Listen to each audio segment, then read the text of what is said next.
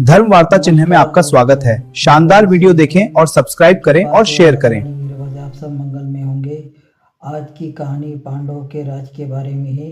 चलिए कहानी शुरू करते हैं। अब पांडवों का राज लौटाने का आग्रह और दोनों पक्षों के कृष्ण से सहायता की मांगा राजा सुशर्मा तथा कौरवों को रणभूमि से भगा देने के बाद पांडवों ने स्वयं को सार्वजनिक रूप से प्रकट कर दिया। उनका असली परिचय पाकर राजा विराट को अत्यंत प्रसन्नता हुई। उन्होंने अपनी पुत्री उत्तरा का विवाह अर्जुन के पुत्र अभिमन्यु के साथ बड़े ही धूमधाम के साथ कर दिया।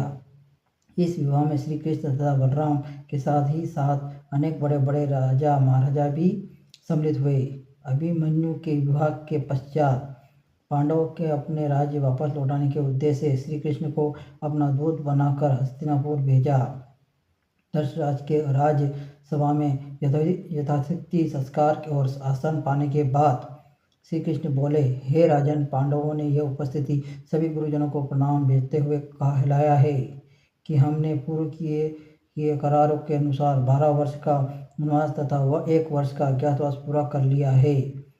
अब आप हमें दिए वचनों के अनुसार हमारा आधा राज लौटा दीजिए।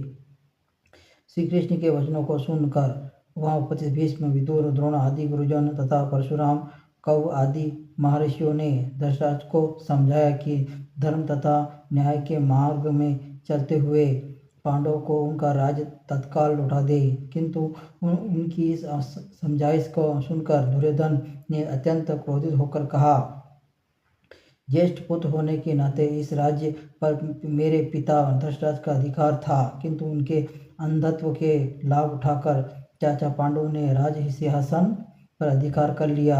मैं महाराज धर्मराज का ज्येष्ठ पुत्र हूँ, अतः इस राज्य पर मेरा और केवल मेरा अधिकार है। मैं पांडवों का राज्य तो क्या सुई की नोक के बराबर एक भूमि देने के लिए तैयार नहीं हूँ। यदि उन्हें अपना राज्य वापस चाहिए तो हमसे युद्ध करके उसे प्राप्त कर ले। उपस्थित समस्त जन के बारंबार समझाने के बाद भी दुर्योधन अपनी बात पर अड़िग रहा और श्री कृष्ण वापस पांडवों के पास चले आए। दोनों पक्षों में युद्ध की तैयारियां होने लगी। पांडवों को राज न देने पर अपने निश्चित पर दुर्योधन के अड़ जाने के कारण दोनों पक्ष के मध्य युद्ध निश्चित हो गया तथा दोनों पक्ष अपने लिए सहायता जुटाने में लगे गए। एक दिन दुर्योधन श्री कृष्ण के भावी युद्ध के लिए सहायता प्राप्त करने हेतु द्वारकापुरी जहाँ पहुँचे। जब वह पहुँचे उस समय श्री कृष्ण निद्रा मग्न थे, अतः उन्हें उनके सिरहाने जाकर बैठ गए। उसके कुछ ही देर पश्चात पांडव अर्जुन भी उसी कार्य के से उनके पास पहुँचे और उन्हें सोए हुए देखकर उनके पेतान बैठ गए उनके पैरों के पास। जब भी श्री कृष्ण की निद्रा टूटी तो पहले उनकी दृष्टि अर्जुन पर पड़ी। अर्जुन से ही कुशल मैक्स पूछने के भगवान कृष्ण ने उनका आगमन का कारण पूछा।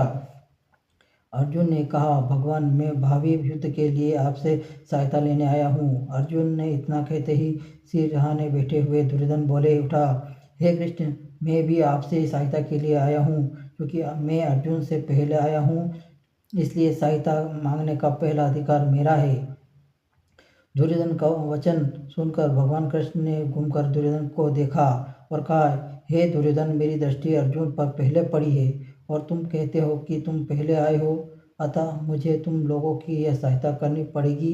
मैं तुम्हें दोनों में से एक अपनी पूरी सेना दूंगा, दूसरी के साथ मैं स्वयं रहूंगा, किंतु मैं तो युद्ध करूंगा, ना ही मैं शस्त्र धारण करूंगा। अब तुम लोग निश्चय कर लो कि किसे क्या चाहिए। अर्जुन ने श्री कृष्ण को अपने साथ रखने की इच्छा प्रकट की, जिससे दुर्योधन प्रसन्न हो गया, क्योंकि वह भी श्री कृष्ण के विशाल सेना लेने के लिए आया था। इस प्रकार श्री कृष्ण ने भावी युद्ध के लिए दुर्योधन को अपनी सेना दे दी और स्वयं पांडवों के साथ हो गए। दुर्योधन जाने के बाद श्री कृष्ण ने अर्जुन से पूछा, हे पार्थ, मेरे युद्ध नहीं का निश्चय के बाद भी तुमने क्या सोचकर मुझे मांगा। अर्जुन ने उत्तर दिया, भगवान, मेरे विश्वास है कि जहाँ आप हैं वही विजय है, और फिर मेरी इच्छा है कि आप मेरे सारथी बने।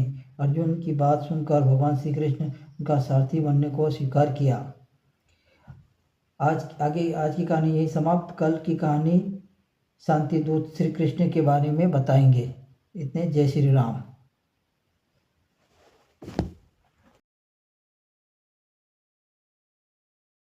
शानदार वीडियो देखने के लिए प्ले बटन दबाएं, अपने दोस्तों के साथ शेयर करें और चैनल को सब्सक्राइब करें।